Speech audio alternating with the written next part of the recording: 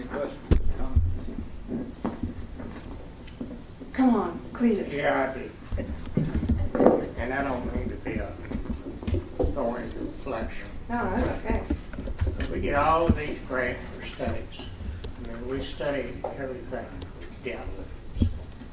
And I'm not sure anything ever comes out of it, except they tell us what we need to do, and we don't have any money to do it.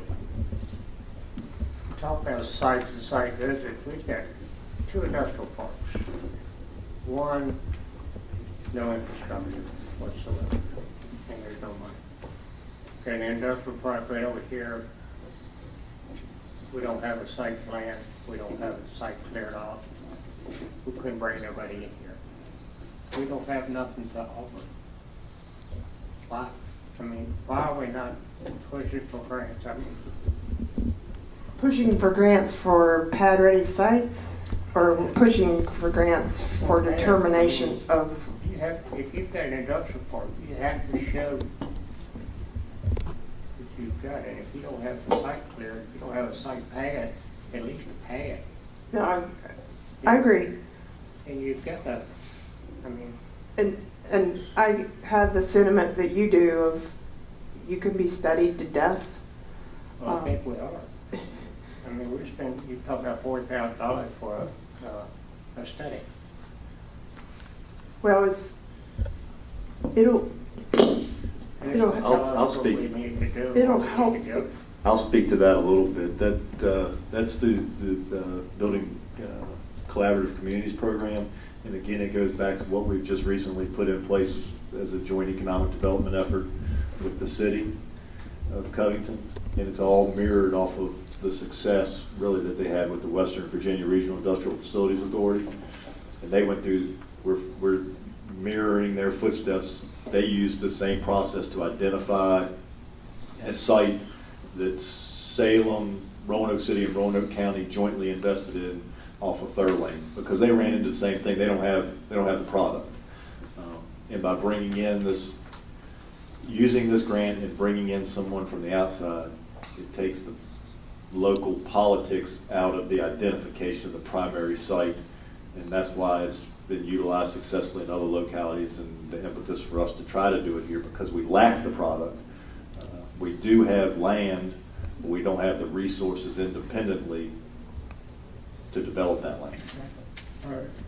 So that's what I'm getting at, and I understand what y'all saying, and I do appreciate the fact that we're working with Covington on a partnership.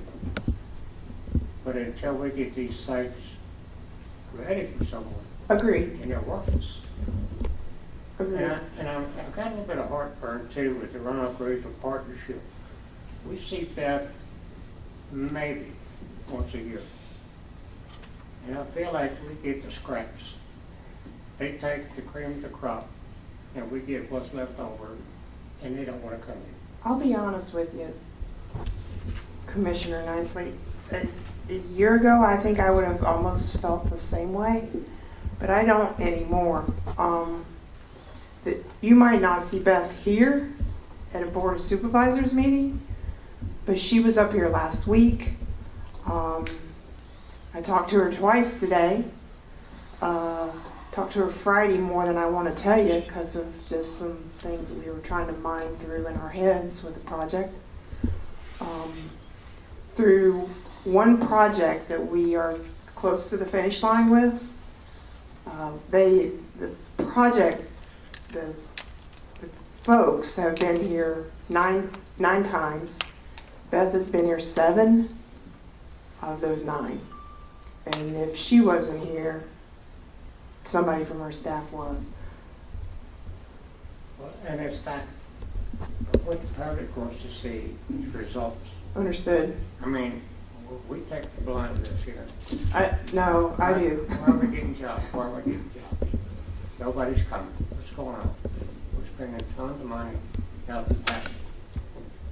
And I mean, I don't mean to be No, a thorn, but no. I hear this question daily. Why haven't we gotten 20, 50, 100 jobs within the last 6 months? It doesn't happen. This project that's close to being finished They've been in with us since January. And that's pretty typical if you have land ready and site ready. Fortunately, with this one, we do have a site ready. But the due diligence takes a long time.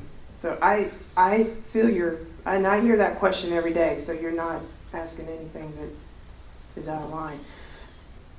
Getting the matrix, the prioritization of public-private land for sites helps us make those decisions quicker. And then we do need to explore alternative funding and creative financing. With everything here is creative financing of trying to get a pad ready.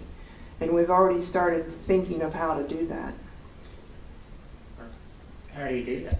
We don't have any money.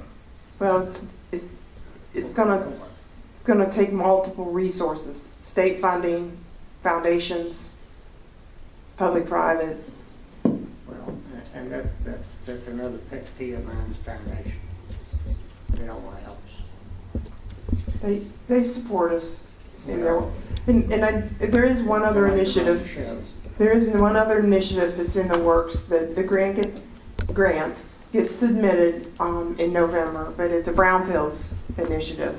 So we've had multiple meetings with Draper and Aiden and some support of some other staff in the area to submit this grant to look at existing sites for brownfield redevelopment, which is a game changer. Not just for larger industrial sites that have, something there, but even for store frontages that might have asbestos or lead-based paint.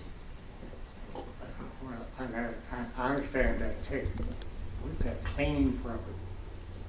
I mean, it's clean. It just needs infrastructure. Right. And it's ideal property. I mean, it's just sitting in the door and open.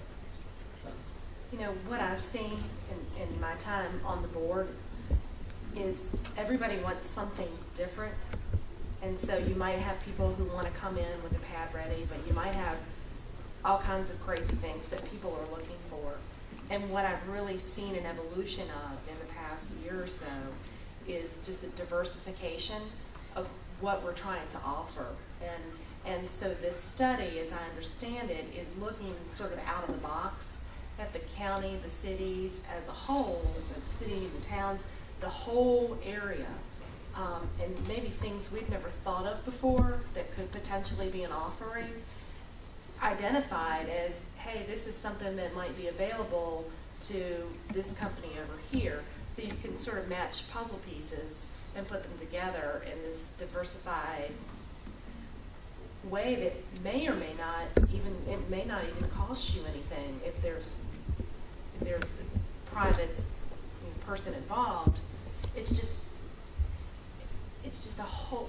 It's like there are all kinds of little things that are working together, where we sort of used to focus on a singular focus. I kind of see it's all over the place in a good way. Yeah, it's not a shotgun approach. We're very strategic about what industry clusters that we're trying to recruit, because we don't have the infrastructure or anything to support a mega site or something that would support 300 jobs. We don't have the workforce for that. So we strategically look at those 20 to 50 employee ranges, capital investments, 4 million, 7 million, 10 million, and then specific industry clusters. But I get the question. It's a puzzle to put together. We're very heavy to the forest products industry, and they've always told us we need to diversify, but that's a good thought, but why not go ahead and build off of what you've already had? Some of the best leads we've got, from what I understand, is in support of the forest products industry that we already have captured. Yeah, I think. And the more they invest, the more they're going to stay. So, I think the lead you're working did not come from Virginia, from the Roanoke Regional Partnership. No, it did. It came local. That was something. It came local from the business here. That lead, correct. Which I think you've done a very good job. But I think that room to grow that also. Yeah. hangers on to what we have. Yeah. Yeah, when we do a business or retention visit, I know that some of our plant managers and business leaders probably look at me and roll their eyes when I walk in. But I ask a lot of questions, because I'll ask the questions, what are your tertiary businesses that can support you, that you need here to take you to the next level? And that's where they get to thinking and they go, you know what, we should go after these. So they end up being, I call them on the recruiting team. And you know, they're out there recruiting when they're talking to their vendors. And it works. And the advantage to that is they're powerful enough to make it happen. Right. If you hit the right nerve and they decide they want X support, it will be here. I mean, and money has nothing to do with it. They're going to make it happen. Well, you can pancake it or cover it up any way you want to. We got to get those lots cleared and pads put up in an industrial park. Somehow, shape, fashion, or form. Foundation needs to step forward, and it needs to happen. It's been 30 years up there, and not a thing's happened up there. And you sitting here blowing this smoke is crazy.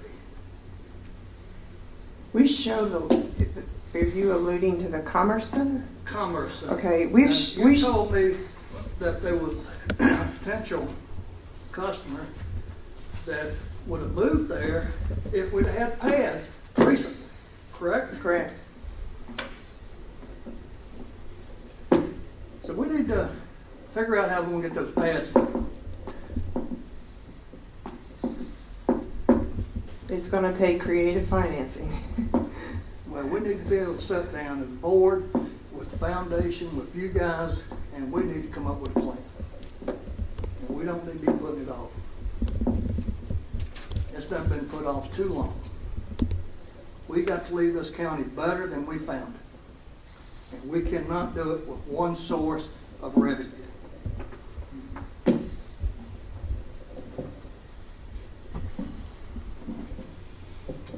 other board members, any questions, comments? Thank you. Thank you.